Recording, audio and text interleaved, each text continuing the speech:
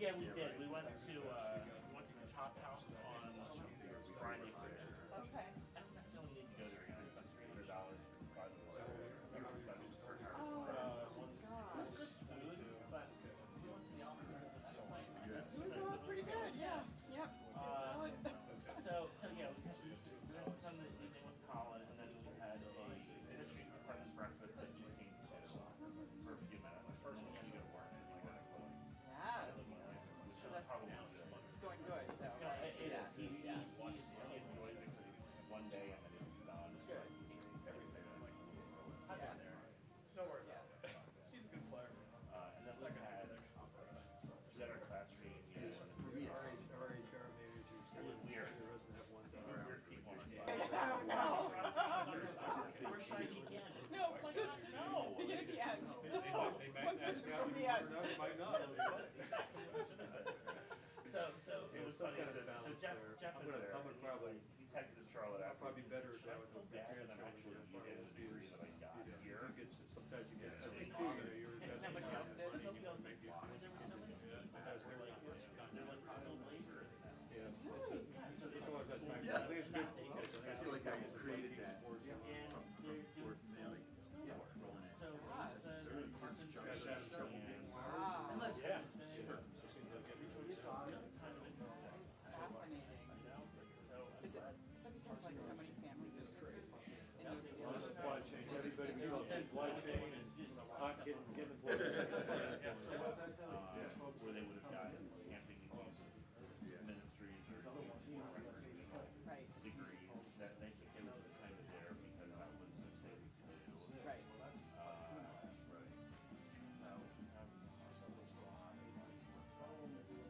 And now it's what, 100? 48 acres? Yeah, well, yeah, but still you get. Yeah. It can be 80 total, I would say. Yeah. Yeah. Or maybe, yeah, sure, closer to 100. It's a lot of money to spend. Yeah, it sure is. Those are nice. Yeah, I should. So the apartment looked fairly clean. Really? So, Yeah, it'd be interesting if those back people could It was measure. pretty impressive actually. Yeah. Good. So It's more efficient. very happy. Yeah. Hard to make that. This is fake. It's not real. How are you? And Chris, the tall, like No, tall, it's tall. a girl. Oh, Kamali. They're more, I don't know. Kamali, I think. EMU or she? She is AMU, but I think she's living with JMU friends. Oh, okay. And she's the one who, do you remember when our kids were moving in? She was moving in, but she had no one to help her. Her parents sent her alone. No. And she moved in by herself. Oh my gosh.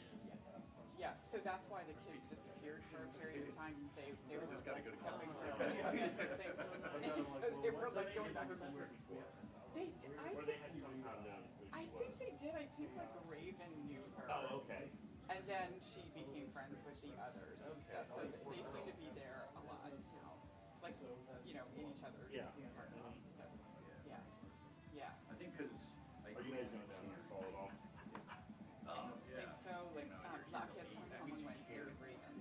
Is it? Because that's what I do, right? It's like, Yeah, all right, so she'll something be home exciting Wednesday happening. I through gotta Sunday. Oh, there's no reason to do it. No, then they come back for Thanksgiving a month later. Yeah, and then, and I think they only have like that Friday off, don't they? I think Like so. Thursday and Friday. Thursday and Friday. Yeah.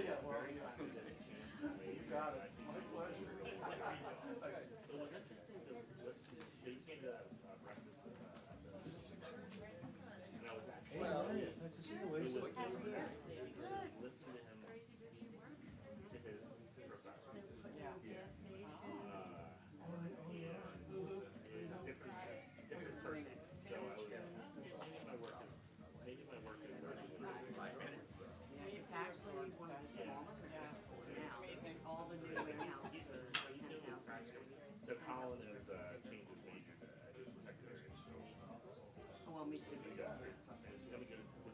pre-law. We can't. You go to Christiana though. Energized, right? Yeah. He's got little tools, Right. Don't do those Yes. schoolers, but he said And they're the not stuff's terrible. good. It's really good. A little bit of schoolers. Yeah, then you can do anything. Good for So you. I'm excited to But, turn into that. yeah, he's tired. But Hi, how are you? Hey, how are you? Nice to see you. Welcome. How are you doing? Do I get a hug? How are you? I haven't seen you in like forever. How's doing this year? Good. I saw that. Start moving the dirt. That's exciting. Oh yeah, they're playing quite different. What's that? Oh, that was pretty recently. I was She's there playing about volleyball. Oh, yeah, she did. Yeah. Go back, we It's can't. funny because we're watching, so she's But we're running double shifts, that's why. just under 5'2", right? So of course she's libero, right? That's where she plays the back row. So it's funny, we were watching college volleyball. The announcer said, the announcer says, and here she comes, jumbo shrimp on the back row. Yes, yeah, if, you know, the 30-foot expansion is gonna be tough. Test gonna play when? Oh, yeah, she's just athletic. Yeah. Ellie, I think. Well, they're saying it is because having the gas stations, we're gonna up the number of people where. Yeah. Because like some of the Yeah. Edsill ones, Right. Yeah. they walk out with $100 worth of stuff. Yeah, I spent so many years watching my older sister play volleyball, and I think she's sort of absorbed. I'm involved in all that.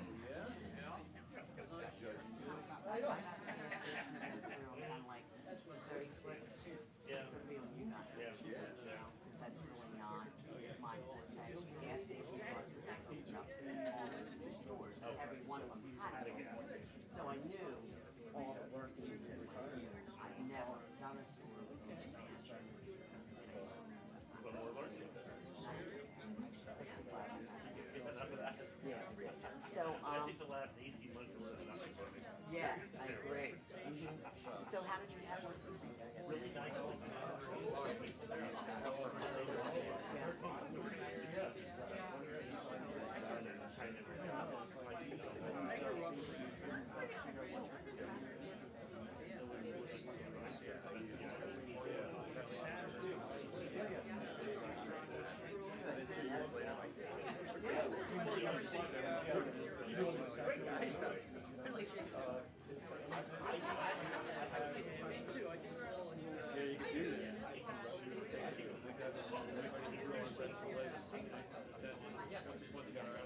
I'd rather have him with me than him.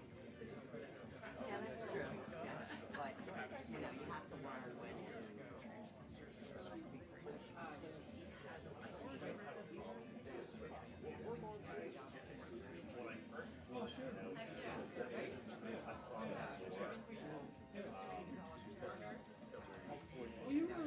I think,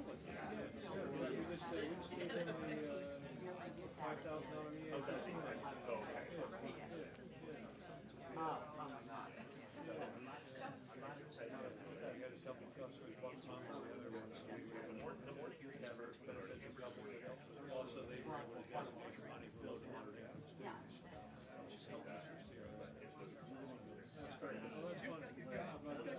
I thought you looked for Mary Lee too. I do that. You know, when it's 16, drive from California to the warehouse, and then I breakfast at the Worst for me is seeing somebody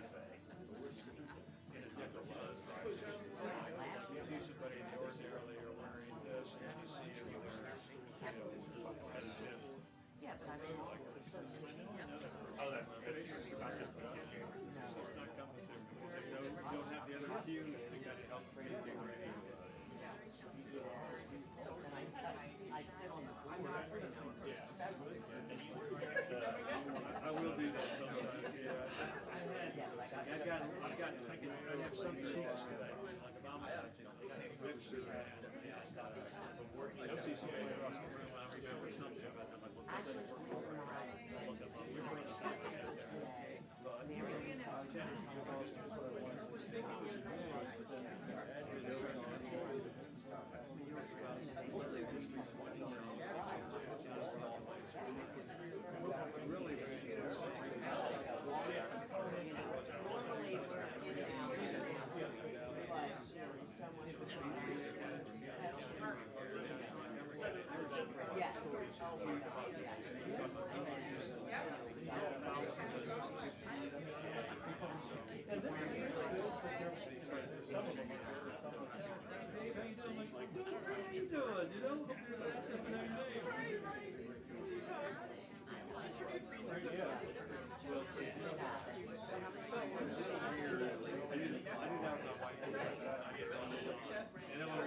I should say, you hire Martin, and they say, don't say anything.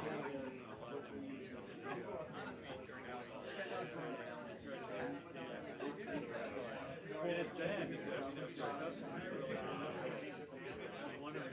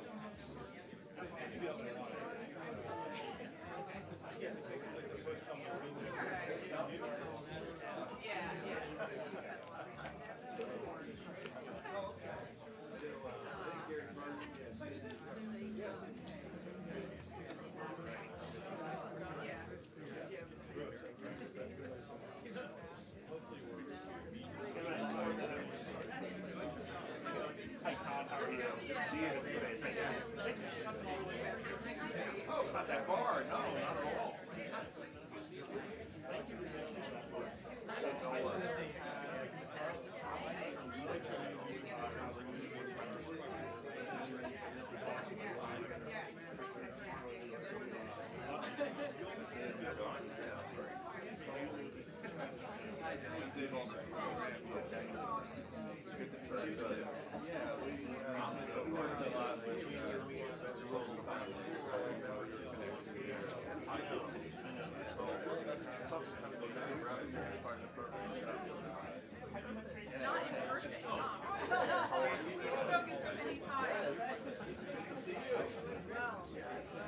How are you?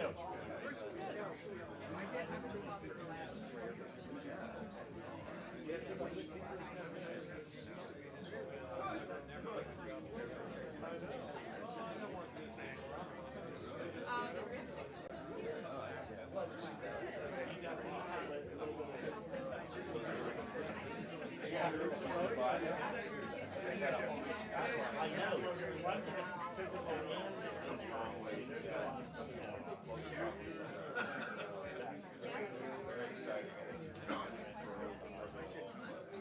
that's a big I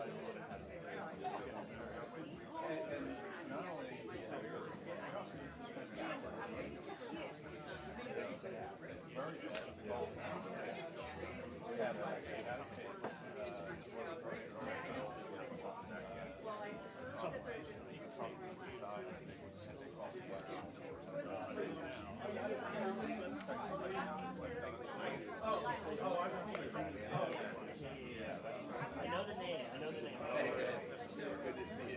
You know everybody here? Pretty much. I haven't met Mark.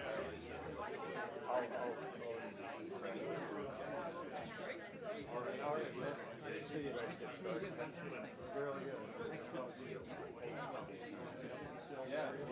to. Where do you live?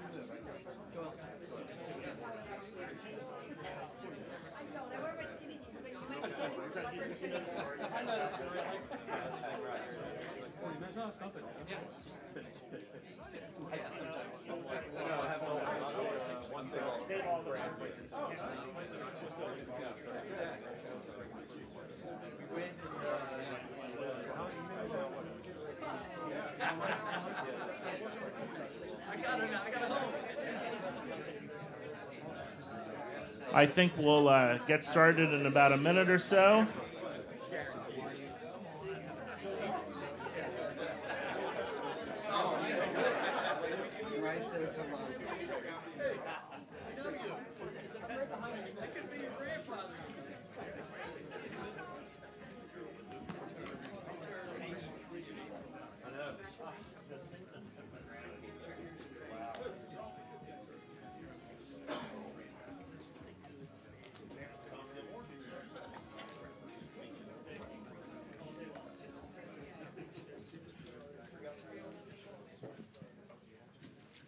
Well, it is so good to see everyone today. I was just commenting, we take these things for granted of getting together and being with one another, and when we can't do it, it's special to be able to do these things again. So I'm glad to see you all here today. So welcome to our fall event. We are calling this Reinvent, from Interruption to Inspiration. My name is Steve Hunsberger. I'm the Executive Director of the Indian Valley Chamber of Commerce, and I will be your moderator for the day. We are here broadcasting live, so all of you in the audience, of course, know that we are here at the Sellersville Theater, but we have a number of people that are joining us online, and this will be up on our YouTube channel this afternoon. So we're broadcasting live from the Sellersville Theater, so our thanks to Elaine Brick, the owner, and Dan Fea, the manager of the theater, for making this possible. I also want to thank our presenting sponsor, QNB Bank. QNB Bank has been serving the region for over 100 years with traditional retail and commercial banking services.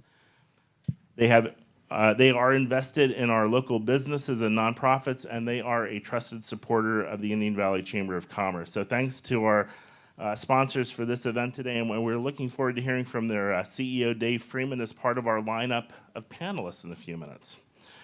We have a great program today. We are going to be hearing from our guests about how they have moved through the last year and a half and learned more about themselves and how they have helped and to help and support and lead their teams through the challenge of COVID. I'll provide a quick introduction for each one of our panelists, but there is also more of a biography in the program if you'd like to read more about these folks. We have Dave Freeman. Dave Freeman. He is the CEO of QNB Bank. Jenny Fujita. Jenny is a partner with Fujita and Miara. Mark Bergey, CEO of Bergey's Inc., and Craig Edsill, CEO of Clemens Family Corporation. And would you join me in welcoming our guests? So this idea of reinvent has become a theme that I suspect many of us have been exploring over the last 18 months, whether we've wanted to or not.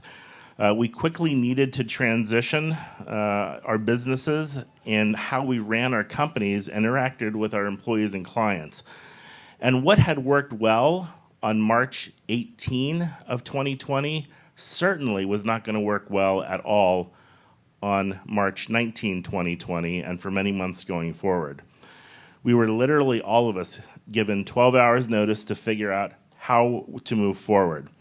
And after the initial shock and luxury of maybe 5 minutes to process the unfathomable idea of closing non-life-sustaining businesses at 8 p.m. on March 18, you all, moved into crisis mode and made some daring and creative decisions on how to move your business forward.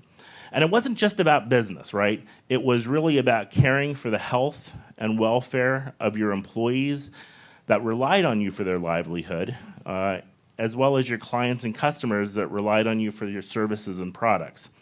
So we'll get into the questions and hear directly from our panelists. I want to thank you for your willingness to be here today and allow us to learn from you as you share some of these ideas that helped you move through this time of COVID. I will say we have a diverse group of leaders here today. So we have the CEO of a publicly traded company, Dave Freeman. We have a partner with a PR firm located in Kauai, so literally a third of a world away. Jenny's company is located. We have the CEO, a family member CEO of a family-owned business, and a non-family member CEO of a family-owned business. So I'm sure we will get many nuggets of wisdom to take with us back to our own business and personal lives. So Dave, I am going to begin with you. So I asked each one of our panelists to give me a quote to start off with. Not necessarily that they would focus their thoughts around it, but kind of something that was a guiding light to them. So I really like Dave's quote. He said, "During the coronavirus crisis, we informed our day-to-day decisions with our vision and mission. This helped us to make decisions that were consistent." I like that word. They were consistent with serving our employees, customers, communities, and shareholders. So my first question, Dave, for you is, like many businesses, Q&B had to respond quickly to the governor's order to have your team members work remotely. After the initial shock and challenges to make that happen, what benefits did you as a company recognize? Great, thanks, Steve. Glad to be here today. I've been to this theater probably 100 times in my 11 years here, and this is the first time I'm facing that way instead of this way. So I'm trying to reorient myself, but thanks, William and Elaine, for hosting us today. You know, what we really found is how much more work-life balance we can create for people by allowing them to work from home. Now, obviously, we have customer-facing people in our branches where they have to be in the office to do their job. But many other jobs we have in our organization, whether it be relationship managers for our commercial accounts or deposit services or it's on and on and on and on. Even our customer service center, we were able to take calls there remotely from people's homes. So we found that initially what we were all trying to scramble to do and make sure we provided the appropriate technology for people to be able to do their jobs from home has turned out to be a boon even afterwards. And I think my biggest challenge has been to convince our managers that they can come up with ways to measure productivity when they don't have somebody around the corner from them. But this is a great example. The other day, I was at the grocery store on my way home late in the afternoon, probably around 4 o'clock, and I ran into a woman who works at the bank. She had her grandson with her, and she's a full-time employee and works a lot of hours, probably more than full-time hours. But she said, well, I've arranged, I pick up my grandson every Wednesday afternoon. I take off Wednesday afternoon and take care of him so that my daughter can go to nursing school. And I just make up the hours on the other 4 days of the week that I work. And of course she is, probably that and more. So it's just, that to me was a shining example of how doing this remote work has allowed us to provide just as much productivity, but also allow people more work-life balance, being able to be home in the morning with their children getting off to school, or when they come home, or helping out with other family members, whether it be elderly or grandchildren or whatever those may be. So it's been very powerful for us and something we're going to definitely continue to do in the future. So something that may have been missing in some people's lives were actually not necessarily a bad outcome from some of these things. Absolutely. So next question, banks had an extra layer of complexity put upon you. You were tasked with providing the lifeline businesses and nonprofits needed through the government funding of the Paycheck Protection Plan, or PPP. I think everybody here is very familiar with terminology PPP at this point. So can you tell us how your team responded and how you led through that huge, and I would say, I'm sure it was huge. I'm just going to assume it was a huge extra workload on your employees. Well, one thing nice. The governor did recognize banks are essential businesses, which we always thought we were. It turns out that he thought we were too, which was great. But the PPP program was put into place very, very quickly with a relatively small government agency, SBA, administering that. And we quickly recognized with much trepidation that we had to be a participant in that and help all of our customers. And probably one of the biggest challenges is many of the customers, the dollar amounts were much higher in terms of to our borrowing customers, but the great number of participants and the most loans were deposit-only customers that never borrowed money before, many of them. So they needed a lot of hand-holding to get through that. So the first Friday that the portal opened up, our CFO was actually entering an application and as a guinea pig, and she started entering the application at 1:30 in the afternoon, and it was approved at 6:30. And we're like, oh no, how in the world are we ever going to get through all of these thousands of applications we're going to have?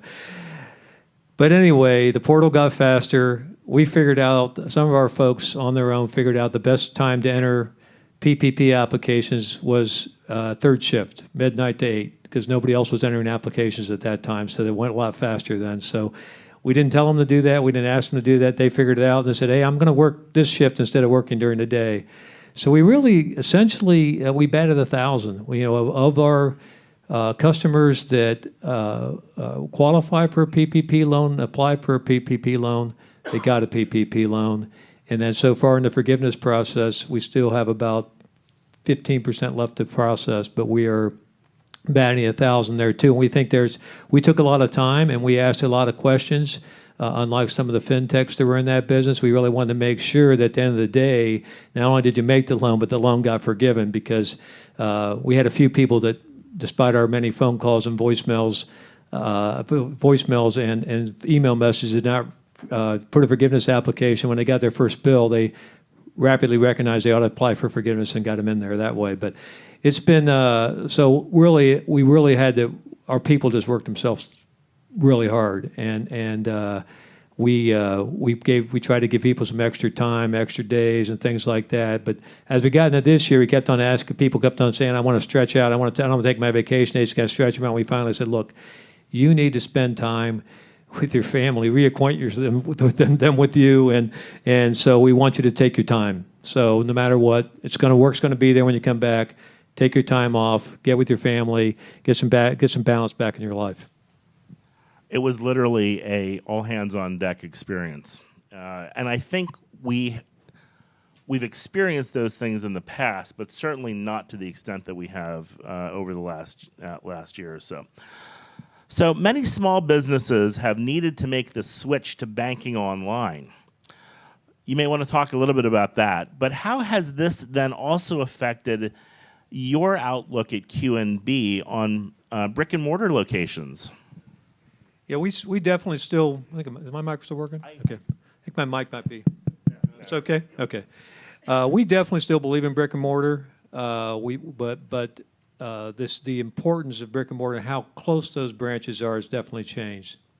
I think it used to be try to be at least 5 miles within the next branch, and then in certain densely populated areas where it's difficult to get around, it might be even closer than that.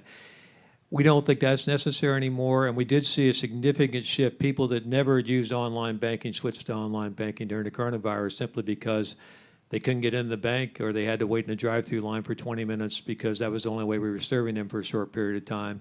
So we definitely saw a change there. We think that brick and mortar still has a role to play.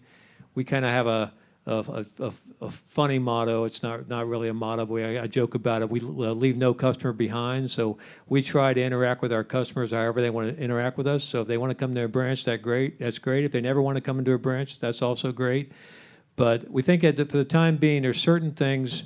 If you're a business that takes cash, for example, you have to have a branch. You can't process cash online. You can't get coin online. So There are certain customers that need a branch. We think they're still going to have to play a role that won't be as important as they have been. And net, branches are going down every month in this country, with, interestingly enough, Jamie Dimon, J.P. Morgan Chase being an exception to that rule, and they're planning on opening up over 50 branches in the greater Philadelphia area. But I think that may be a little wrong-headed on the other side of that. But branches are important, but not as important as they have been. Interesting. So as we talk about banking a little bit more and finances, what advice are you at Q&B Bank giving your customers as they navigate their business through some ongoing supply chain issues?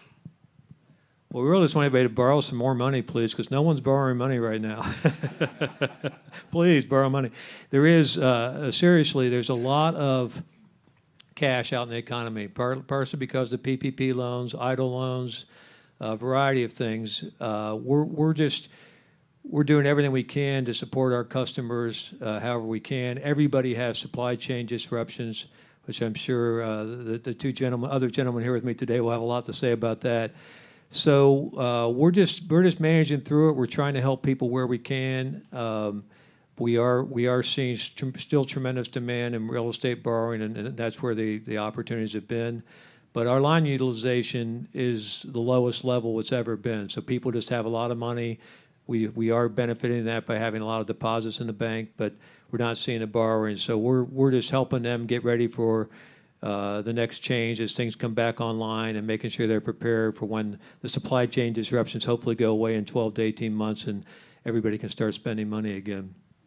So this really is a case example of economics in real life. I mean, as we talk about the velocity of money, there's a lot of money floating around the economy right now, and you are either benefiting from it or not. It depends on how you look at it. So I think you take the glass half full approach.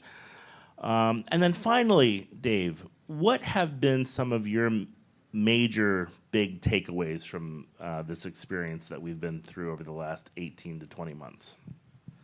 Well, I think the one thing is, you really have to be open to new ideas. You have to have communication is so important. We created all kinds of different ways. We think we have pretty good communication, relatively small company, 200 employees. But we started having weekly town hall meetings where anybody could come in. Executives will all be there. If you had questions about what was going on, or you questioned how we were responding to coronavirus, for quite a period of time, we were meeting daily as an executive team. So I think the communication can always get better. I think we've even improved our ability to listen to our employees and take their ideas seriously. And as we were going through reacting to what was going on, we made some mistakes, and our employees were sure to let us know about those, and we made course corrections as we went on. So I think communication, which is always important, is even more important in these times. Thank you. Thank you, Dave. I appreciate you joining us today. We'll hear from him in a few minutes yet.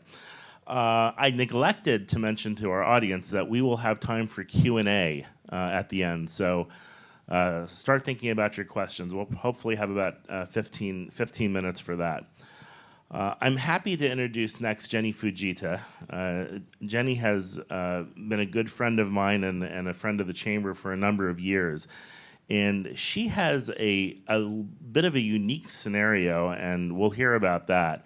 But her quote to start things off, which I think is, and it really, I think the quotes that each of our panelists have given us speak to their particular situation in really interesting and complex ways. So Jenny's quote was, "We found that all successes are owed to great relationships.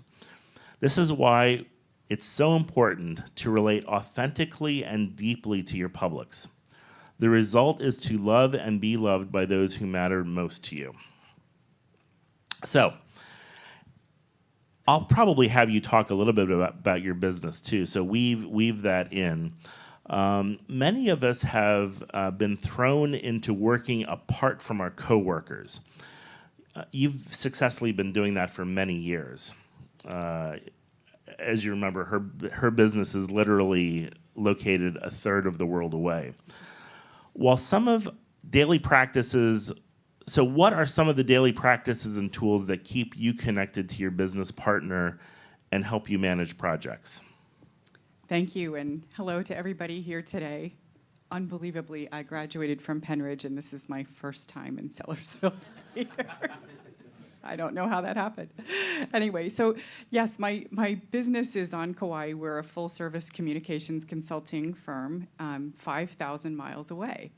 My business partner is there with her family. I'm here in Pennsylvania with my family. I lived there for 16 years, so a good chunk of my adult life, and had a lot of deep relationships there by the time I had moved here. So those relationships were established. Thanks. So when I first moved back to Pennsylvania in 2010, I really thought it was going to be impossible to hold our business together. I didn't think it was going to work. We'd been in business for about 10 years already at that point, but yet it seemed impossible that we could have 5,000 miles, an ocean and a huge chunk of land between us and still be able to manage this business. But we did, and I think the first step was just deciding that that's what we were going to do. We decided that we were going to hold our partnership together, we were going to hold our business together, and we were going to stay in contact with our clients and keep up those relationships. So every day, every weekday, we do a daily call. It's 8 a.m. Hawaii time, 2 p.m. my time here. We have a call, and sometimes that call lasts 15 minutes, sometimes it lasts 2 hours. So it just depends. And we don't program that call. It's really about my business partner and me touching bases with each other, not only personally, but for our business purposes. For a long while, we kept an email list going, sort of this running to-do list that we kept going for probably several years. And it included not only tasks that we had to do based on what our clients were, but it also included things like visions that we had or goals that we had so that we could see them all the time and focus on them. So we kept that going for quite a while, and now we're just so in the habit. We've been in business for 21 years already, so we're so in the habit of thinking in this way that it just is, we kind of go down that list automatically, even without having that written down. We tend to sometimes, through the day, we have to text. You have to choose your medium based on what's quick and what's accessible to you. And since we both have children, we both have families, we both have, parents and others that we care for, as Dave was mentioning, we have homes to care for, chores to do, errands to run. And so this is our tool. And so you have to have this good tool. And we, look at our email on there, but if we need each other quickly, we know that we can text. And we've provided, our cell numbers to our clients as well so that they can text us. Keeping it personal, I think, is key to keeping up the relationship. Like you do have to, with a business partner, people that you're closely collaborating with every day, it's important that you care for each other, that you know each other based on, your families and your histories together. That keeps you motivated, keeps you loyal to each other, making sure you have each other's backs and that you can accomplish what you need to accomplish. You made two interesting comments that I just want to tease out real quickly. You said we make our decision and then we move forward. Mm-hmm. And I think that is so important for business people, anybody really, but particularly business people. You make the decision, you put the steps in place, you move forward, you create the map to go where you want to get to. The second piece is that idea, and I think the businesses in this community really get it. It's not just about business; it's about personal relationships. Yeah, the business is there, but it's really predicated on relationships. You had that with Q&B and those PPP loans, Dave. Those were, you were literally a lifeline for those businesses. And Jenny, I think you said it very well. We care for our business partners and our clients because that's what it's about. Mm-hmm. It's not always about making money. Yeah, we want to make money, but it's really about the relationship. So I really appreciated that. So how do you how do you personally stay connected to clients when you're far away? And have you noticed a shift in their acceptance of virtual communications? Well, when I first came here in 2010, and I began this weird virtual backwards telecommute to Hawaii, I wasn't sure how that was going to go. And I worried for a long time that the relationships would start to fizzle away. I think the first thing is to really decide who your most important publics are. Like, who is most important to you and your business and your family? You know, what clients, what allies do you have that you need to cultivate those relationships? I made an effort every time I went back to Kauai, which was about once a year, to meet with them and just rekindle that friendship and have some personal time with those folks. But in between, you know, again, picking the right medium for them. So if I'm trying to communicate with Auntie Mayor, who is in her 80s, I might choose a different way to communicate than I would for, you know, somebody who's 25 years old. But that said, I am pleasantly surprised that even no matter what age, it seems, people are open to texting, they're open to Zooming. I've heard a lot of the complaints kind of stop about Zooming because it was a hard learning curve at first. People were like, I'm Zoomed out. You know, we heard that. But then, I think as Dave mentioned, we started to realize how convenient it was to be able to care for our homes and ourselves and our family members and so on. So there definitely is openness to that. I would say in order to keep cultivating those relationships, though, Zoom and FaceTime are critical. Like, it's not the same to have a phone call. Texting is good, email is good, phone call is nice because you can hear the voice. Looking at a face is really critical every so often because you can only glean things, really glean people's reactions by looking at their face and their eyes. And so you need to do that every so often. And it's so convenient to have those anymore. I mean, 10 years ago, it wasn't an option. We traveled to China as a family 4 years ago, and the best way for me to communicate with my father was through FaceTime. And it was awesome. And that was 4 years ago.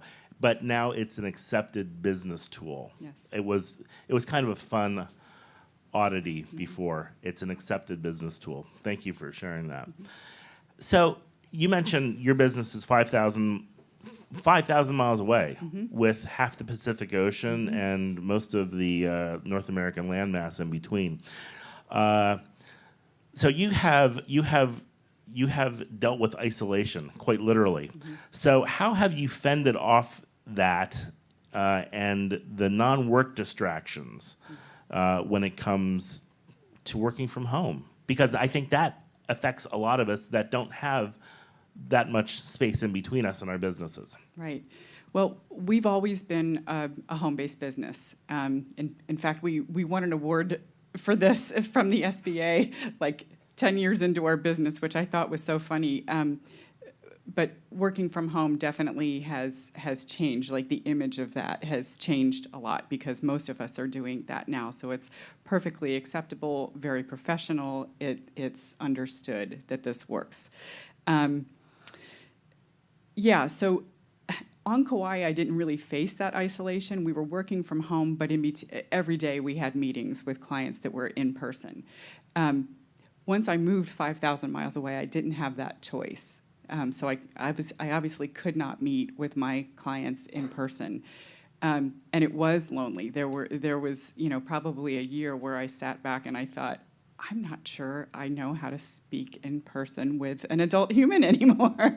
And I need to get back into the habit of doing that. It was really great by email, great by text, great by other virtual electronic mediums. But I started then scheduling lunches and breakfasts with people that may or may not be related to the business community at all. I didn't have to have an excuse for who they were. It was just people that I resonated with, enjoyed spending time with. So it could be people from church, people from business, another mom that I'd like to get to know, and just taking that time to either have a meal or go for a walk together every day. Like, you have to do this every day to have that personal contact. Beating the isolation is really important. You have to go out and do errands, like make yourself get up and go out of the house. And our rule is to always dress nicely. Like, don't wear your jammy pants and your t-shirt. Like, dress up like a real business person and go to the post office if you need to. You never know who you're going to meet at the post office, right? So, but it is important to get up and do those errands, like go outside of the house, take a walk, meet your neighbor. That's what building community is about, and that relationship is how humans are designed. It's what we're wired for, and so we have to make the effort to do that every day. I just think it's so fascinating that you have this down to a T, because you've been doing this. You were on the cutting edge of this. You were cool before it was cool. Right. When we were not cool, right? Exactly. Except to us. We Except thought we were cool. So meeting new people and building relationships with those connections has become a real challenge for those of us who rely on networking events and those in-person meetings at coffee shops. How do you strengthen your networks, and how do you develop new clients and relationships? Yeah, that's kind of a funny question, because if you do all the preceding that I talked about, I have found, in our business at least, that you don't really have to do much of anything else. So we've never advertised, we've never done like formal networking or cold calling or anything like that. Like, never in 21 years have we ever done it. All of our clients come to us by word of mouth through the relationships that we've built in all the ways that I just talked about. So that's how we do it. But we do have, ways that we stay in touch with our clients. We have mass communication methods like social media, which we boost, do posts and boosting those things. We use e-blasts. So it's nothing new to all of you. These are probably tools that you're using. But you can't just do that. You have to follow it up with the personal communications. And even if you're doing a mass communication like a MailChimp or a Constant Contact e-blast with some announcement, it's always helpful to take those and forward them to somebody special and say, just wanted to make sure you saw this, so-and-so, with their first name. So making it and keeping it personal, always critical. I do that. I'm glad to know that that's okay. Good job, Steve. And then finally, what are some of your favorite benefits of working from home? There are so many. I can't imagine working in an office space anymore. But I think Dave outlined some of those. When my business partner and I started our business, it was because I was pregnant with my daughter, and I wanted to make sure that I had time to raise her. And even though I had to have childcare at home or outside of the home, because you can't do it. If you have little kids, you can't work at home with the little kids around there. I mean, you might be able to put your meeting on mute for a few minutes while your 3-year-old plays on the floor, but it's difficult to find the time to focus. There will be times where you have to have your child there, but get good support so that you can have focused work time. But I loved being able to raise my children at home, to have that time with them. I love to be able to just, in the little gaps of time when I'm on my computer, to get up and do the laundry. I loved having a clean house because I could attend to it, an organized house because I could attend to it. There are times when you can put your meeting on mute and go off camera and fold your laundry while it's going on. There are some meetings that you can do that. So that. However, we don't encourage that. We don't encourage that. I encourage that. We've got a lot to do. Women and men who are caring for their households, we have a lot to do. But I would say whatever it is, even pursuing your other interests besides business, it's so important to let yourself be inspired and give yourself time to do those other things, whether it's like me, I'm going to seminary now. So if there's something that you want to do, make it work for you. Make working at home work for you. So whatever it is that's important to you, work it into your day and make it happen. And that's the greatest benefit to me. It goes back to that idea of making a decision and moving forward with it. I That's like right. that. Thank you, Jenny. Welcome. Mark Bergey. Mark is a family member, CEO of a family-owned business. And that has its own set of challenges and rewards. And Mark's quote, which I loved, was, "You're not alone. The past 18 months have been challenging, but it's encouraging to know that if we work together, our teams can overcome great adversity."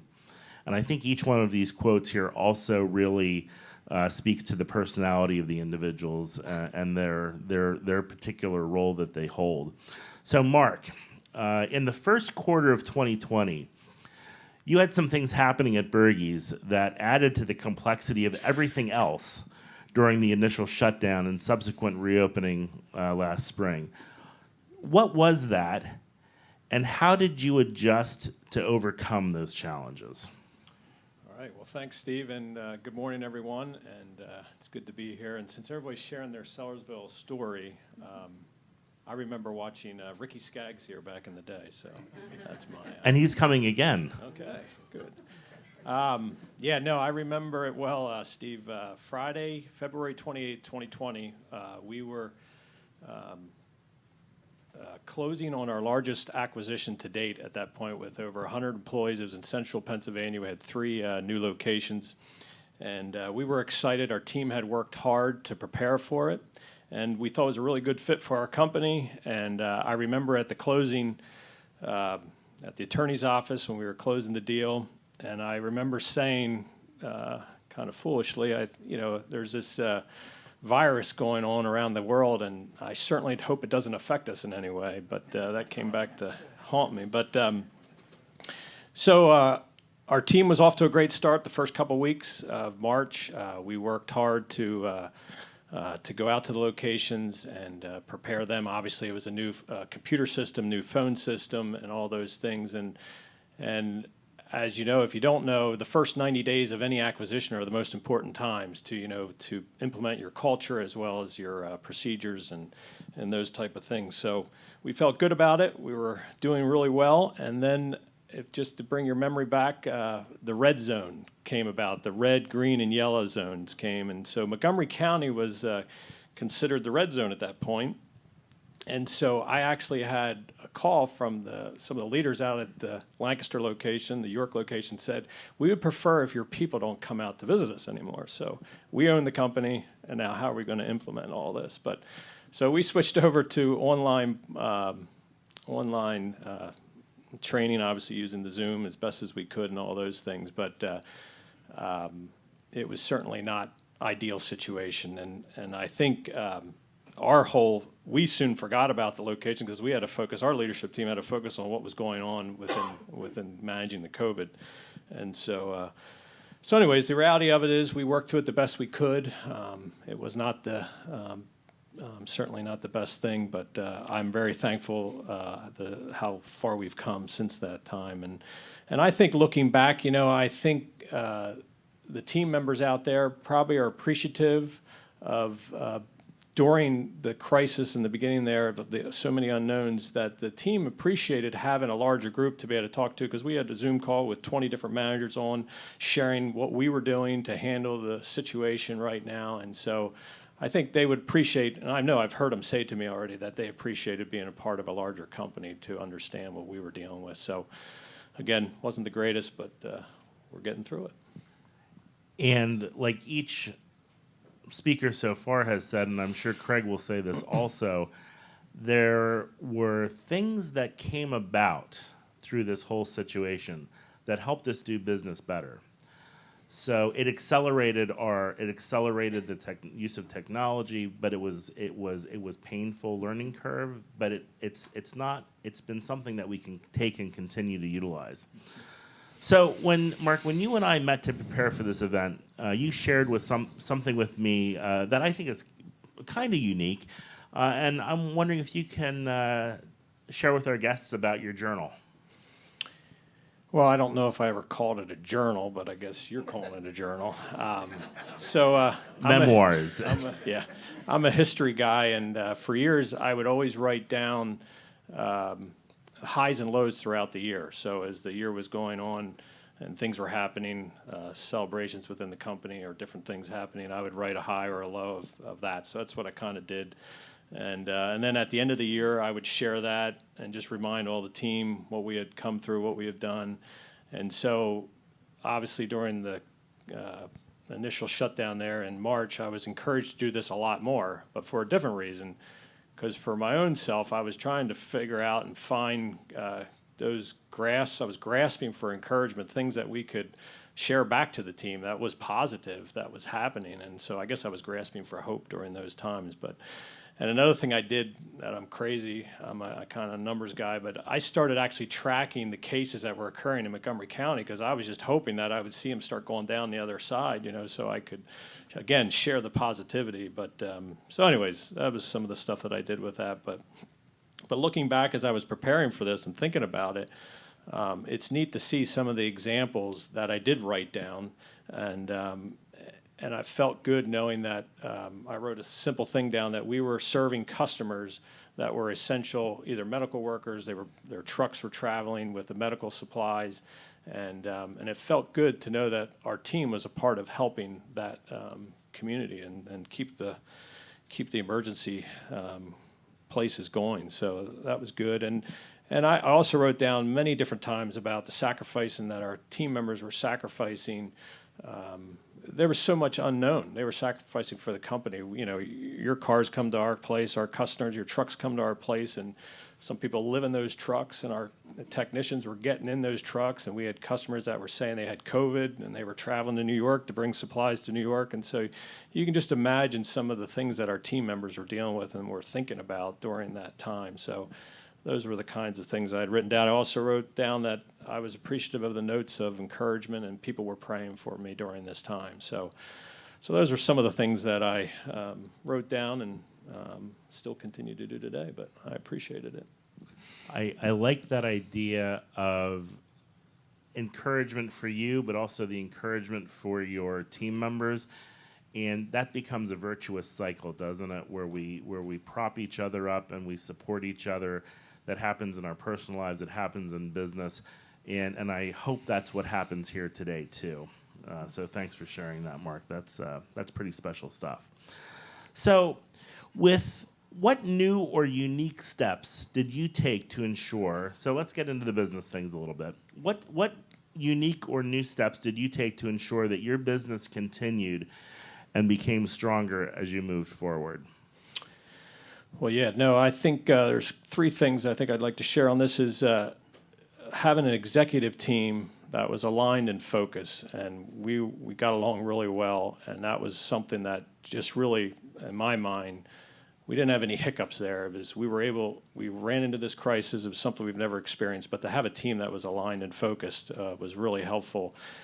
And I tend to be a person that's not so quick to make decisions. And so I heard this term by a leader called Getmo, which stands for good enough to move on.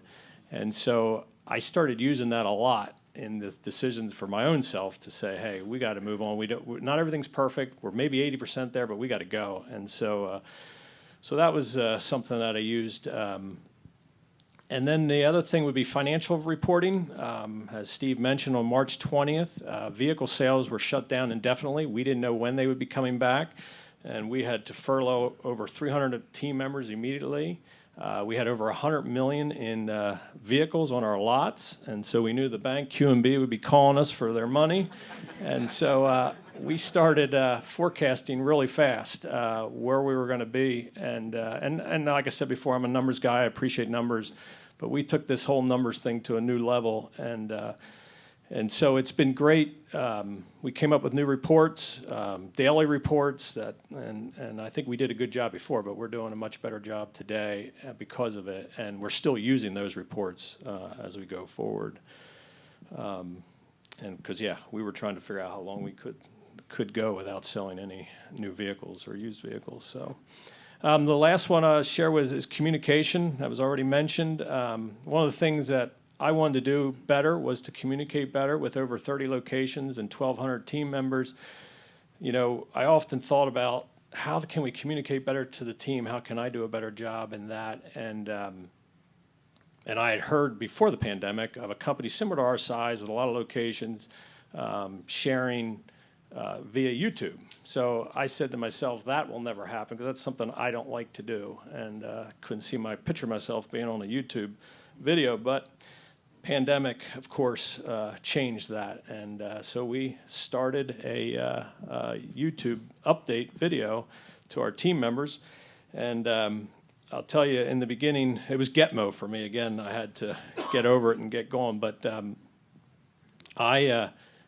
in the beginning, when they went out, it was kind of rough. And so I had actually team members responding to me saying that I looked stressed and nervous. And I'm like, well, yeah, I was. And I had nephews taking pictures of me and sending them of all decorated too as well. So it was interesting. And so anyways, so we've done that now for since last March or April, I guess. And I would say I was feeling pretty good about myself. I was doing really well. And then one of my closest teammates came to me and said, Mark, I think you should consider getting a speech coach. And I'm like, oh, thank you. I thought I was doing okay. So anyways, I got a speech coach. And so I've used a speech coach. And so hopefully I'm doing better. But so anyways, that was sort of the three things that we hadn't done before we're doing now. Excellent. Love it. So the auto industry has seen a lot of challenges really due to the supply chain issues that we're dealing with now. How has that impacted the way that you're planning for the future? Well, as many of you know, you can drive by any of our lots and you'll see that we don't have many vehicles on our lot anymore. And people will comment to me at sporting events and different things, and they'll say, hey, can we rent space on your parking lot, you know, because we don't have any. So we certainly have come full circle from March of 2020 when we had all those vehicles. So it's not that we don't have the demand. The demand is there. We just don't have the product. And so, but it's interesting when I have our meetings in a monthly meetings where we'll say we have 100 vehicles to start the month, and we'll sell 130 throughout the month. And I'll say, well, how in the world is that happening? And so all these things that we always wanted to work at before, we're doing. We wanted to turn our vehicles faster, get them to the lot faster, do all these things, get them in faster, get them out. Obviously, a lot more pre-sold now today than they ever were. And so we're a lot of those things, because of the pandemic, has caused us to do the things that we should have been doing before. And so, and of course, we're trying to sell. All of our team members used to sell from stock. I shouldn't say all of them, but majority of our vehicles were sold from stock. Now today, obviously, we're selling them. You're ordering them ahead of time, and we're trying to educate our customers that that's the case, that you do need to order. We'll put. It's interesting.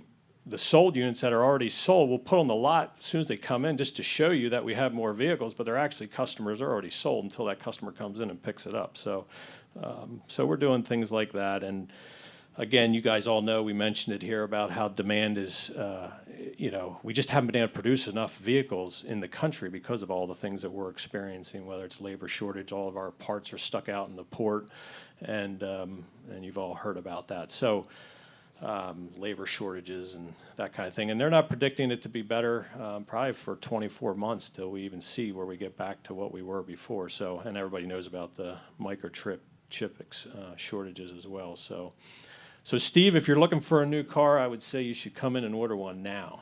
So we got it for you. Colin needed one 2 days before school started, and you took care of me. All right, good. So I appreciate that. And one more question for you, Mark. What actions do you take to stay personally energized as you navigated through the last 18 months? Well, yeah, no, it's been an emotionally challenging 18 months for me personally, and I've heard leaders are struggling with decision fatigue, which I can certainly relate to and understand. I think I have done a couple things which my wife will tell me that I'm a pretty disciplined individual, and I do the same things all the time. So I stuck with my daily routine as much as possible. It's exercise, spending time with my family, being outside, doing the things I enjoy to do. And of course, I'm a podcast junkie, so I love listening to leadership podcast, and so I do that a lot. Who are you listening to right now? Sorry to interrupt. I'm curious. Who are you listening to right now for leadership? There's a lot.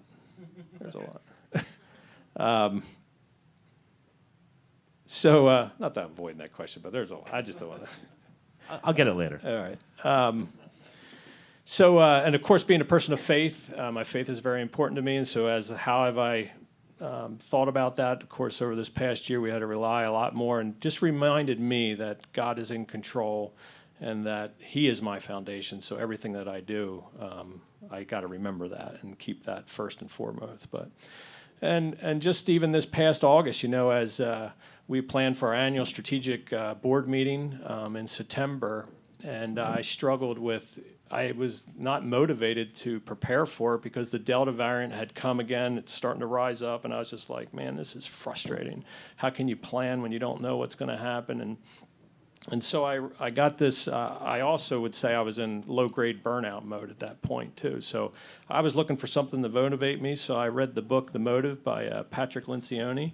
And if you've not read it, it's basic premise that we have two motives for being in leadership. Either we're going to be driven to serve, or we're going to be rewarded, and it's all about us. And so that re-energized me, being able to read that. I also recently just read You Were Made for This Moment by Max Lucado, and I moved from that attitude of why me to why not me. And so I'm here for that, and that's changed my perspective and my attitude as well. So, and again, attending events like this, talking to other leaders, understanding that these last 18 months, we're not alone, and there's a lot of things that have come our way that we've not experienced before. So those kind of things have all given me hope. So I would like to share this verse from Isaiah, which has been important to me, Isaiah 40. He gives strength to the weary, but those who hope in the Lord will renew their strength. They will soar on wings like eagles. They will run and not grow weary. They will walk and not be faint. So that's been an encouragement for me. Thanks, Mark. I liked what you said. You were looking for hope. And those are important things. I think we're all looking for hope, and I think we're starting to experience some of that. Thank you. Craig. Hello.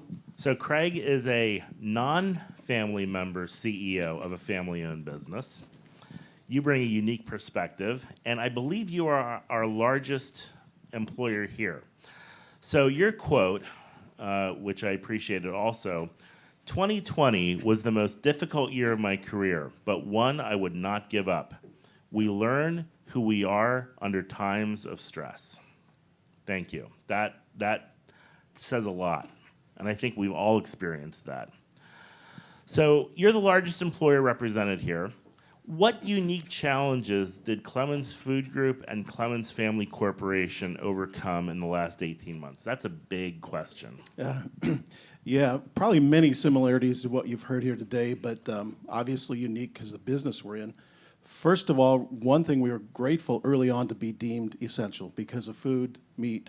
However, quickly learned you can be essential, but if nobody shows up for work, it doesn't matter. And that's really the world we were in. I remember the first day coming to work and the parking lot was 75% empty. And I remember if anybody was on the roads back then, it was just a ghost town. So we had people scared, and we had also we have a population from Allentown, Lehigh County that has a lot of connection to New York City. And so we were dealing with the realities of COVID with team members also early on. So you had people scared. You had the business change, and I'll talk about that a little bit. But and so then you had also OSHA and CDC changing guidelines on really what the best, masks, no masks, all these things were changing. So the dynamics of that were fresh and new, and we were early into the issue, and of people scared. On top of that, we produce about 4 billion, if you think about this, 4 billion meals a year. And our largest is food service, which people don't realize. So immediately, our food service sales were zero. In fact, I remember we were shipping orders, and we had some orders in the system for food services, like, because they hadn't had the chance to change their forecasts. And we immediately had product coming back that couldn't be sold, millions of pounds of product in the food service business. The market dynamics, pork is a commodity like others, supply and demand. We had, because of the demand side went to zero on the food service side, the values fell. So in 126 years of existence, we had the worst financial week in the history of the company in late March, I believe it was. So we had all those dynamics. On top of that, we had, it was interesting, President Trump at that time put in a defense act that basically says you have to keep food businesses open. And it was interesting, we had a couple calls with actually Mike Pence and one with Donald Trump by himself too, that basically said, we need you, persevere, work through it. But the last thing, we need toilet paper and paper towels is one thing, but when people run out of food, it's another thing. And so through this, along with a deep responsibility of caring for our team, we also had a deep responsibility of providing food that, if we didn't, would also create problems in the world and the neighborhood we live in. So those dynamics were interesting and part of why grew and learned so much during that period of time. Also, we have 4,000 people that work for the company, and this location maybe about 3,000, in Coldwater, Michigan, 1,000. Coldwater, Michigan, we had the same issue, but it was like 6 months later, 5 months later. So we had the luxury there of focusing on here. But anyway, that sets the kind of the environment that we were in. So what were the steps that you and your leadership team went through as you navigated this crisis? Yeah, like everybody else, we went to an immediate crisis team. We met every morning, 7 days a week at 7 a.m. And obviously the first and foremost priority was safety for our team members and communication. So we quickly went into a daily communication with team members. And so they would get talking points every morning before they start the work. But of course, we had a lot of people not there yet that were afraid, didn't know. So we also had our HR business partners and our supervisors calling team members outside, giving them assurances of what we were doing for their safety. And that went on for several weeks, but very quickly was surprised at how much momentum and trust when people saw we were doing everything we could to provide safety. And again, in a scary environment, right? And we had a team member die. We had a team member's spouse die. We had shareholders later with complications of COVID. So there was a reality of that. That was really an emotional time. And so when we met daily, and it was just crazy times because we think like we need to be prepared for this, which could be coming in a day or two. Before that day was over, we'd have to call another meeting because it's here now. And so that's just the mode we were in at that time. But probably looking back, one thing that was really made a difference, we also created a team that their full-time job was just cascading the messaging to our team members. So the senior team would decide what that was, the crisis team, but they focused on that, and then they also focused at feedback and listening, so we were hearing what their concerns were and what we needed to communicate. That allowed, though, the senior team or the crisis team to also focus more on the business side, too, after those things. And what did we need to do for market dynamics for a business part of the business that died, and then all of a sudden retail business exploded, or the opportunity. And so how do we fill those gaps? How do we thrive in that environment? So we focused on that. We also, going back to team members, little things, we got famous people from outside the company to send some inspirational messages to our team members. For example, our Latino population, we got Pitbull, who did a filming of a video for us to thank our people because healthcare people were getting acknowledged for the hero work, but the food and the meat folks were not, and so we needed to give them the inspiration. And in Coldwater, Michigan, it was Uncle Cracker, if you can imagine that. But he sent a message, he's from Michigan, and so we tried to need to make sure we're encouraging people. They were taking a risk. And some people, if they had health issues, of course, we didn't want them there. But it was a difficult time. It was an emotional time. The other part I would say that created success early on, and I got these 3 words on my wall in my office: discuss, decide, support. And a lot of different opinions and a lot of emotional opinions on the crisis team, which is fine because it was a very emotional time. But the key word there is at the end, support. No matter where we were with our ideas or whatever, when we decided to deliver something, we would wholeheartedly align to that support. And was really proud of the team that did that, and we came out unified. So that's one thing. Even though we're a bigger company, we have the luxury of having more people involved with the crisis and the communication. So it was crazy times. Much of your staff does not have the luxury of working from home or remotely. What long-term processes have you now put in place to keep your in-person employees safe? Yeah.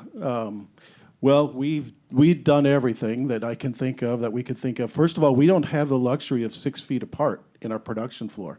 However, plexiglass dividers, temperature checks, spacing in the cafeteria, dividers in the cafeteria. One thing we have the luxury here on the campus here is we have our own clinic. So we early on provide testing for COVID, antibody tested COVID, and vaccinations for COVID. And because of the relationship there also with the medical team, education for team members. So we know every team member in the company that whether they've got a vaccination or not. And my mission is I want to get one more tomorrow than I had yesterday. And that's through education, through scare. People are scared, and everybody's got their own concerns and all that. But yeah, so if you've masks, everything else, sanitize. We were a food company, so sanitizing and all that stuff wasn't an issue. But we're doing that. Also, we still do allow some outside work at home from the other areas, not necessarily to protect them, but to help protect the team members that do need to come to work every day. And that was part of a big, during the first year, we encouraged people, and many of them, we made them work from home to protect them, but also the internal team that was here. Thanks. So staffing has become a widespread issue. My guess is you've been dealing with that. How have you adjusted your recruiting and hiring efforts? Well, let me give you a list of things that we haven't adjusted. That's it. If you were, this is my main focus right now across the corporation, and convinced that over the next 10 years, the difference makers in any marketplace, in any business, is going to be those that can attract and retain talent. So we've done a number of things. I've got a list here that helped me. So we have done enhanced communication, but we've done some significant increases in pay, $2.50, $3 an hour. We have our medical insurance, no waiting period, so if you get hired, you're automatically on benefits. We've changed our orientation, we've changed our training, we've changed our onboarding. We're engaging in a $2 million remodeling of an area that's going to be our people center, our team member center. Put our best foot forward there. We're moving into a dream maker model from a coaching or whatever, which we're finding team members at some locations don't have the resources when they're growing up, or the connections with family and friends to understand how to buy a car or how to own a house. And so we're helping them with the path to what their dreams are and help them make those a reality. And we have some really interesting stories of folks that have done that. And once you get 2 or 3 like that, they're part of telling that message too, which has been great. We are also some interesting things in Michigan, especially. We've went to a flex schedule. So traditionally we work 5 days a week and then a Saturday. Well, we've gone to a 6-day operation, but flex teams. So a team member will work 4 10s, and then if they want to work over the time, they can, but it allows them more flexibility in their work schedule. And that's the only plant in the meat industry in the nation that has done that. And it has significantly helped turnover by providing what people want today is some flexibility. They need time in the week, like we all do, to take care of, grandma to the hospital or kids to an appointment or whatever. And so that's something we'll continue to do. We are looking into a few things. I don't know if it's going to happen or not, but you're finding, like, example for restaurants are struggling hiring, and you hear, well, why? Well, Uber Eats and some of these aren't, because people can work their schedule and they can get paid when they want. So we're looking at some things maybe in certain departments where we have some type of gig schedule where you can get trained, you can bid on the jobs that are available through an app, and part-time, that's fine, but then also possibly request payment the day after you work when you want to get paid. And it seems like that's where the young people today are going. They want to be able to pick and choose and have flexibility. I don't know how that's, in many of our jobs that won't work well, but there's a number of jobs that it will. And so we're exploring that and see what that looks like. Thanks. That's a lot of thinking outside the box, which we've all had to do, but that's really it. So, Craig, when you provided your quote for today's topic, you mentioned 2020 was the most difficult year of your career, but one that you would not give up. So what did you learn about yourself and your company that has made you stronger? Well, about myself, the one, when I talked about messaging too, is everything was followed up with, we will get through this and we'll be stronger. And I believed it. And I don't know the exact quote, but James 1, verse 2, about when in face of adversity, being thankful, which is hard. But during that period, I remember that's really all you had. You didn't know if you're doing the right thing, but if you could go home saying, I did the best I could, and then lean on the Lord to say, okay, I'm going to learn from this. We're going to be stronger, but I believe that. So personally, it strengthened that relationship with me, and that also confidence that, we fall on our butt, we pick up. We don't always make the right decisions, but we have the ability to persevere. The team, I thought, was fascinating. So I'm a watcher of people, and I like to really observe talent in people. And I was amazed. A few folks ran for the hills, and some leaders and managers and I understand, no problem. They had family or whatever, but I also saw people that have family that came and said, how do I help? And some of those folks we invited to be part of the daily meeting, on the crisis meeting, because they put their well-being aside and said, I need to help you guys with these 4,000 people. And so it was amazing how some people, they were very inspiring, and how some people stepped up. And I'm sure all of you have seen that in your your last 18 months here. So it made me just really grateful and inspired. It was just really inspiring, even though the trouble you go through and you see people, what they're doing and willing to pitch in for, it was something else. So. Thank you. Thank you all. That was fantastic. I really appreciate you sharing. So we do have a few minutes yet, and I have a couple questions for each one of you, and I still do want time for Q&A. So it's about 5 after 12. We've got about 20 minutes yet. So I think one of the first questions I want to ask is, we really answered a lot of these questions so far. So the last 18 months forced a lot of change on businesses. And we talked about this, but I think maybe let's dig a little bit further into this. But so what are some of those changes that you as a company or you personally will be making permanent as we move out of this COVID era? And anybody who wants to pick up and go first. Mark, I see you reaching for your mic.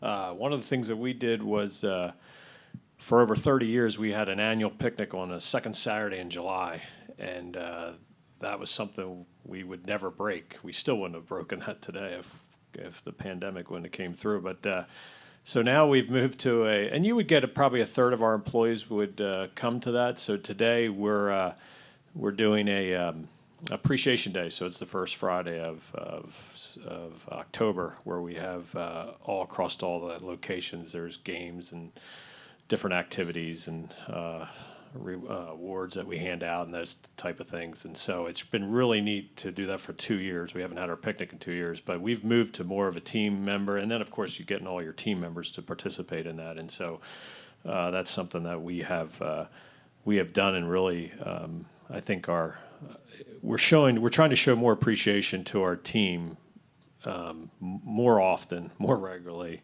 than waiting for sort of one event. And so that's something we've done.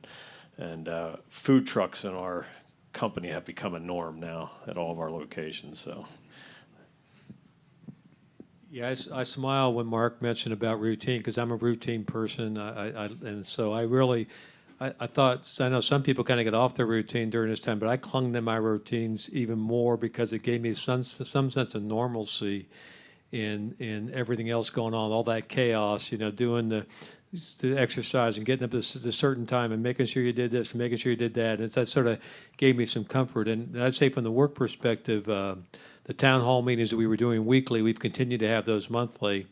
And we've had at least 25 or 30 participants, almost 10% of our workforce, 10% or more every time at those. And so we're going to continue those forums. This gives everybody an opportunity to hear from the executive team as well as ask any questions they have, and seems like a nice way to stay in touch with all levels of our employees. I would say forced flexibility. For those of you who do yoga or exercise, a good yoga teacher will let you try the position and then adjust you, tell you to breathe, and push you further. And I think that's how this time has been, and it's a way that we have to be kind of forevermore, because this world is changing very quickly. Unpredictable things happen, and so we have to get used to the discomfort, stretch, and breathe, and let other people help us and adjust us along the way. Yeah, and I would just add, we spend less time now with customers face-to-face and realize, what, we didn't need to always be face-to-face, and they're happy with it too. Team members, more communication, WebEx is fine with often that. There's some things that face-to-face are still important, but I think we overdid it before, and we've learned that we can be effective, and our customers are asking for that. The other thing that we had, because we were able to persevere and outperform, even though we had our rough times, we quickly passed through that.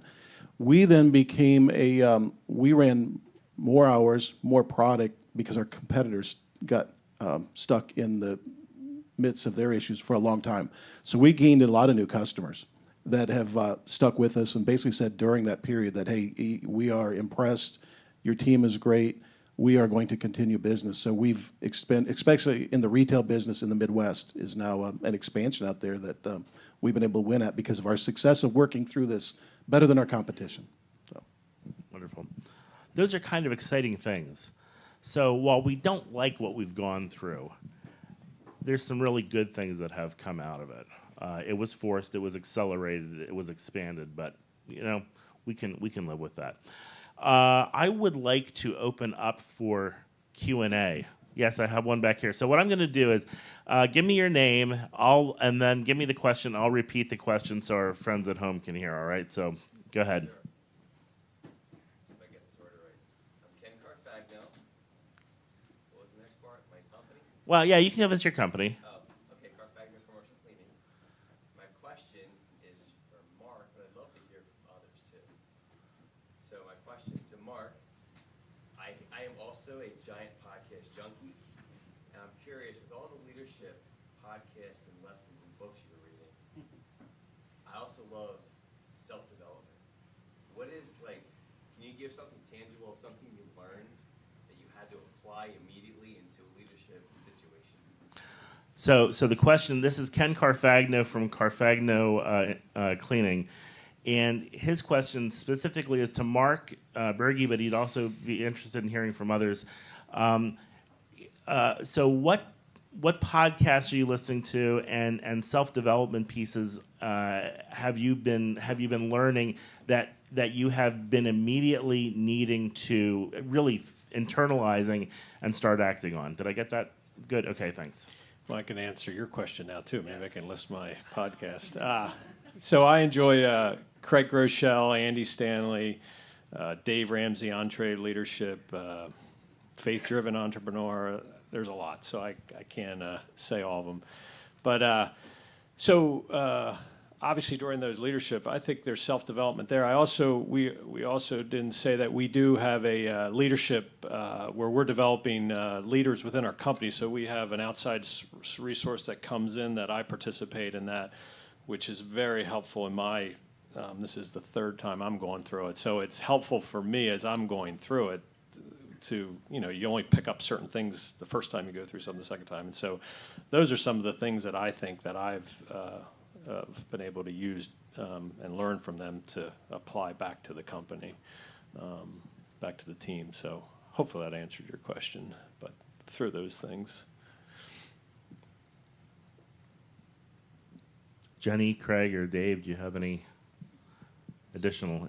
And I should say, I think I said, if you ask a question and they choose to pass, we give them that opportunity. So keep that one in mind. Who's got my next question? Yes. Yep.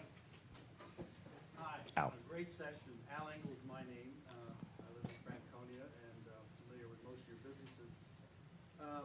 Just listening to this brings some real meaning to Donald Rumsfeld's quote, there are known knowns, there are known unknowns, and then there are unknown unknowns. And I guess this was a real unknown, a black swan event. But my question to you is, you're all managing businesses, you're probably worried about inflation and, macroeconomics. We've heard about the supply chain problem, the labor shortage. Do you see inflation as a transient or as a serious concern? We're printing a lot of money, and how do you see that from your perspective in running the business? Good, thanks. That was Al Engel, and his question revolved around inflation. It impacts all of your businesses. Do you see it as really short-term, transitory, or long-term? I'll start. I feel like maybe too soon to tell. That there is. It's real though. I mean, that's the thing. People, what's going to go away? Well, for your employees who all of a sudden have to pay more for food and gas and everything else they do, and we have some, relatively low-earning employees. Our entry-level folks make $15 an hour. It has a true impact on them. So it's definitely going to impact the bank and having to pay people more money. I think that the labor force is probably permanently shrunk. I think people that were, 62, 63 years old and decided to leave the labor force, or somebody chose to make them leave the labor force, and as they decide to retire, they're probably not coming back. So that's going to reduce the labor force. I think there's been a lot of people that decided to stay home. They figured out a way to make it work with one salary. So either the father or the mother staying home are going to stay home for a period of time. So I think the labor force is shrunk. So I think the labor force price for labor is going to go up and stay up, and I think inflation is definitely going to be real there. I think on the other side of that, the wholesale prices, a lot of that's been driven by the supply chain disruption. So I think that will probably start to flatten out some over the next 24 months as that comes undone. But I think we're definitely going to see inflation, hopefully not as high as we saw in the early 80s, but I think we're definitely going to start seeing inflation 4 or 5% for the next couple years while we work through that. A lot of that's going to depend on whether the labor force grows, and that probably has a lot to do with whether we allow more immigration or not in the country, because that's probably where the labor force is going to come from, because we aren't having enough babies, the people that live here, to replace our current population. So if we want to grow our labor force, we're almost going to have to import that labor force to some extent. So I think for the next 3 to 5 years, I expect inflation to be at least 4% a year, maybe a little higher in a couple of those years. I would agree with that. I think the transitory piece, I'm pretty opinionated on that. That's mostly baloney. But there are some current components that are hot right now, supply chain issues and whatnot. But I think we may be just seeing the beginning of the labor piece too across. And I can tell you, in our business, we're getting price increases on everything, and a lot of it related to labor. And and you read a lot about inflationary food costs and all that. And I don't think that's going away. So, but there are some parts that are crazy right now because of the issues going on. So. Mark or Jenny, any additional comments? No? Okay. Just one little thing, and it's I think about teaching our children and our young adults about how to live in this financial world, so that financial intelligence, encouraging kids, whether they're yours or not yours, to take classes that teach them about modern finances and how to manage their own, how to be financially solvent in this world today. Thank you. Next question. Yes, sir. John Weisberg. I'm with Bergey's, but for 30 years of my career, I spent in the media industry. I've been attached to 14 different communities. And prior to COVID, what we were really seeing in the media industry was a shift in the disappearance of retail in your downtown area. So it really was a disappearance of part of your community was going away. COVID has really exposed companies to their ability to perform without having their employees need to be at those locations. And I've got to think that we're really going to be seeing a dawn of a new day where communities have gone from the cities, and as manufacturing had gone away in the 40s and 50s, to the suburban areas. And now the suburban areas, with their anchors, if you don't have to touch the product, you don't have to live there. So I see more of a shift of the communities getting fragmented even more, with people being able to live further away and really not even being connected demographically and geographically into those cities. So I think the challenge really is going to be for our community leaders, our community business, to really continue to make their communities vibrant. And it's going to be more of a challenge, because you're going to, if you don't need the employees to be in those offices, they don't need to live there. They don't even need to live in those states. So I really see this as a challenge. And just my question to the panel is really, have you really thought about, in the coming years, if you live, for instance, if you lived in Jackson, Michigan, at one time, Jackson, Michigan had the opportunity to say, do we want to identify our community of being able to own the state prison, or to have Michigan State be part of our community? Jackson chose that, hey, we think there's always going to be lawbreakers. We want to own the state prison as our community. As it turned out, Lansing looks a lot better than Jackson, Michigan with that decision. So yeah, I just see this as a challenge for our community, and it's there, it's real, and we're going to see a disbursement in our community. So I just wonder, it's going to be harder to employ people as our communities become more fragmented. But if the panel, I'd like to know if they see this now as a new challenge. We've created an opportunity to work away from home, and now we can work away from the state.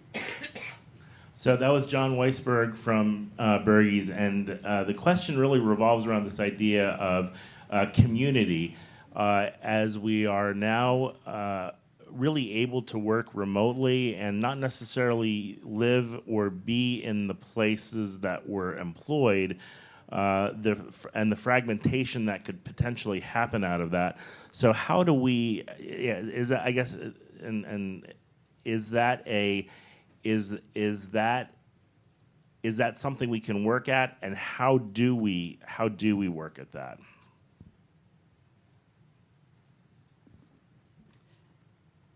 Yeah, that's really a good point, that communities are fragmented. People's communities are closer to home, wherever their workplace is. That's where they're shopping. They're less willing to go long distances. And so, I mean, in a way, that's a good thing, because people are creating communities with their neighbors. If you're serving them, I think it's really important to understand what's going on in all of those cells, in all of those communities. So, for example, Kauai is 5,000 miles away, but I can tell you what's going on, because I look at social media, I scroll through, I use it as a tool. I don't necessarily post a lot of things, but I scroll through. So I know what's going on in people's personal lives. I know what's going on in the communities, because I've subscribed to certain groups, so I can kind of monitor what's happening.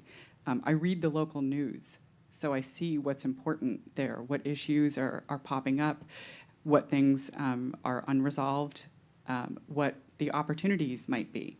But it's, I think, very helpful to be informed about the different communities that you might be serving and living in, because many of us have not really even been part of our local communities for a very long time. You know, if we've been commuting an hour away or an hour and a half away each day, we might not have any idea what's going on next door.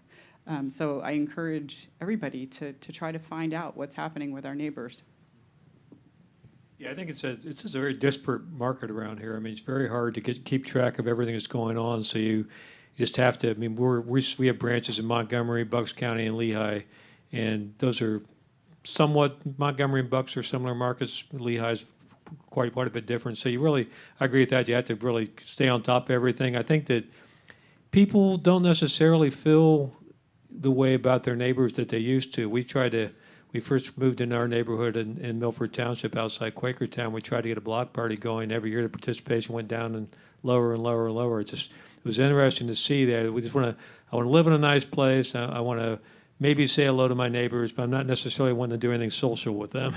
So you have seen that change. But I think it really is, as a business, we just try to stay as much in tune with all the communities that we serve, and then figuring out a way to play an active role in those communities. But I think people are still looking for places to come together, places to see other people.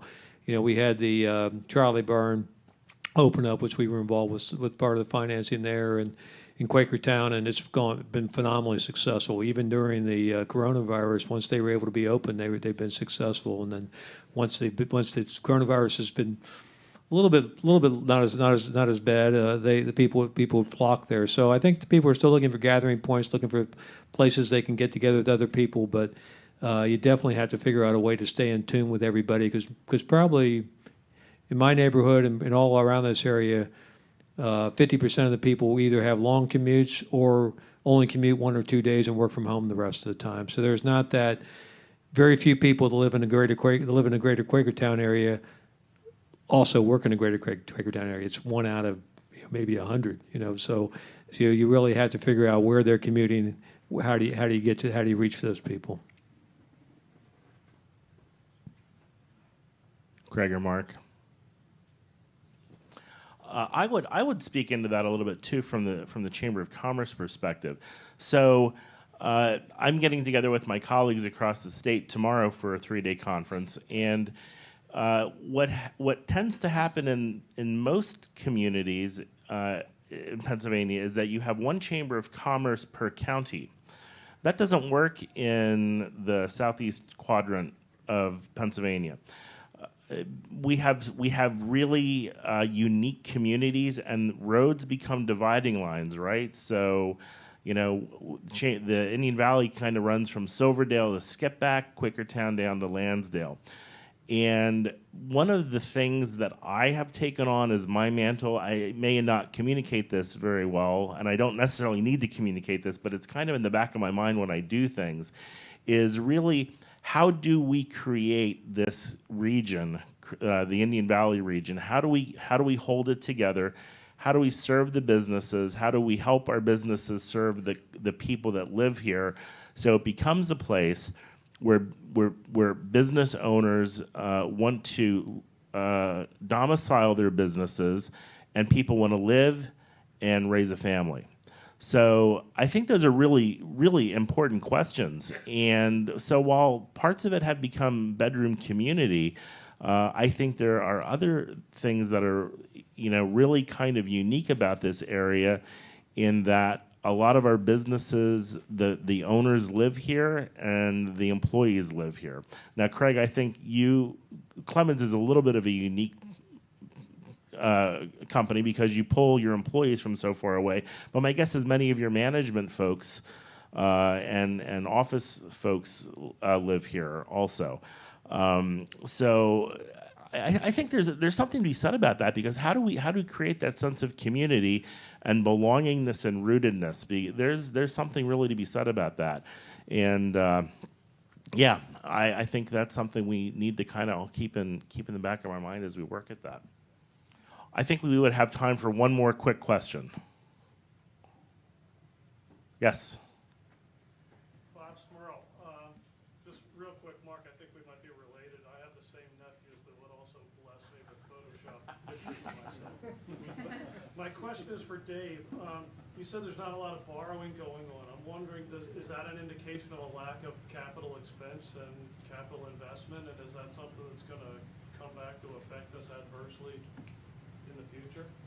That was Bob Smurl from Smurl Insurance, and really asking specifically, Dave, the lack of lending. Is that what is that primarily due to? Yeah, we've really seen a decent amount of investment in equipment, as well as real estate related, so expansions and those kinds of things. That's definitely been going on. So that it's really been the immediate asset needs, your cash flow needs that we aren't seeing. So we typically on lines of credit, we might run, at a high point, we probably have 65% line utilization. We're down around 20% right now. Well, that's a huge, for us, that's a lot of millions of dollars that aren't going out the door. And the same thing on consumers. Our home equity lines right now, we have 20% utilization. So that usually runs around 40 to 45%. So people, I think because there is so much cash in the economy, they're just not borrowing. But I expect that to be a temporary thing. They got to burn through their cash, and I expect them to be back borrowing. But I think we've actually seen a decent amount of borrowing for capital because people can't find labor. So one way of replacing labor is to get more capital, better tools, better equipment, operate with less people. So I think we've definitely seen that. We'll see more of that as the labor shortage continues. Thank you. Well, I want to thank our speakers for sharing their thoughts and insights with us today. I trust that each one of you have found a nugget or two or multiple bits of wisdom to take with you, and also as an encouragement over the next several weeks and months. We have all had unique experiences as we've dealt with over the last 24 months or so. But we have all endured a common experience, and we've grown and we've learned to do things in new ways in a really short period of time, right? A really short period of time. But it's been an opportunity to learn new ways to do business, to interact with colleagues and lead groups. And while it's been a little bit of an unsettling time, it's also been full of opportunities, which has allowed each of us to create a better community. So we'll do this by meeting with one another. We do this by listening to each other's stories, and we do it by learning from one another. So I want to thank again our panelists for sharing really their really very interesting insights with us today. I want to thank QNB Bank for being our presenting sponsor, and I want to thank each one of you in the audience for being here today as we work at creating the community we want for the Indian Valley region. This program will be posted on our YouTube channel later this day, so feel free to share it, like it, and make a comment on it.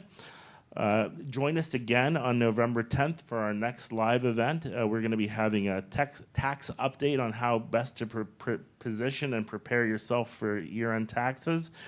And December 9 is LeaderCast. I don't know how many of you have been to LeaderCast before. It is an excellent day full of leadership lessons, oftentimes anchored by Andy Stanley, Mark. So I always appreciate hearing from Andy Stanley. So it'd be great for you and your team members. We look forward to seeing you soon. It was good to see you. Have a great rest of the day.